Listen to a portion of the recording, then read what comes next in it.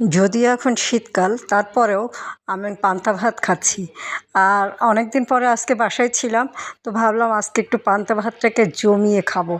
তো পান্তা ভাতগুলো নিয়ে নিলাম, আর আজকে এক থালা ভাত নিয়ে নিয়েছি কাঁচামরিচ 3টা, এবং সাথে একটা বড় পেঁয়াজ কুচি, 1 পিস লেবু, এবং গাজর বরবটি ভাজা, সাথে হচ্ছে মুরগির মাংস। ওহ, কথা বলতে পারছি না। ভাত, পান্তা ভাত যত চটকানো হয় তত মজা লাগে, তাই না? আমার কাছে তো সেরকম মজা লাগে। তো খাবার রেডি। ওই যে খাওয়ার জন্য আমার চেয়ারে ইলকু বসে আছে, কিন্তু খাবারটা ইলকুর না, খাবারটা আমিই খাবো। ওর খাবার দিয়ে রেখে এসে তারপরে আমি খেতে বসেছি। তো আমার খাবার রেডি, আর আমার খুব পছন্দের খাবার পান্তা ভাত। পান্তা ভাতের সাথে ভর্তা, পান্তা ভাতের সাথে মুরগির মাংস, যেটাই খাই না কেন সেটাই ভালো লাগে। সাথে অবশ্যই থাকতে হবে কাঁচামরিচ এবং পেঁয়াজ, আর লেবু হলেও চলে, না হলেও চলে। লেবু হলে একটু টকটক ভাব আসে।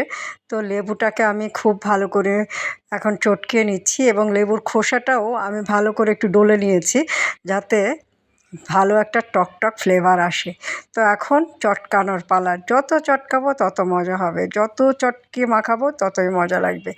তবে শুধু কাঁচামরিচ পেঁয়াজ দিয়ে খাওয়ার একটা মজা আলাদা।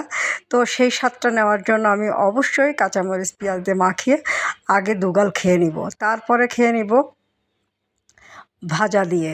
প্রথমে দুগাল ভাজা দিয়ে খেয়ে দেখব যে কেমন হলো, এবং ভাজাটা খাওয়া হয়ে গেলে এখন ভাজাটাকে মাখিয়ে নিব, তারপরে খাবো মুরগির মাংস দিয়ে। ওফ, আমার তো খুবই পছন্দের, আমি ভোকাল দিতে পারি না, যতবারই খাই ততবারই ভালো লাগে। আর এখন অবশ্য শীতের সময় শুকনো কড়কড়া ভাত খেতেও ভালো লাগে, বিভিন্ন ধরনের ভর্তা দিয়ে, আর একটু পেঁয়াজ মরিচ সরিষার তেল দিয়ে মাখিয়েও খেতে ভালো লাগে। তো সেই ভিডিও একদিন আপনাদের সাথে শেয়ার করব। আর আজকে পান্তা ভাত খাচ্ছি, খুব মজা করে এক থালা ভাত খাচ্ছি। কেউ নজর দিয়েন না, কারোর খেতে ইচ্ছা করলে এখনই বাসায় ভাত, গরম ভাতের ভিতরে পানি দিয়ে পান্তা করে খেয়ে ফেলেন, আর সাথে একটু একটু লেবু নিয়ে নেন, দেখেন পান্তা ভাতের পুরো ফ্লেভারটাই আপনি পেয়ে যাবেন। তো খেতে খেতে বিদায় নিচ্ছি। ভালো থাকবেন, সুস্থ থাকবেন, আমার পেজের সাথে থাকবেন। আল্লাহ হাফেজ, আসসালামু আলাইকুম।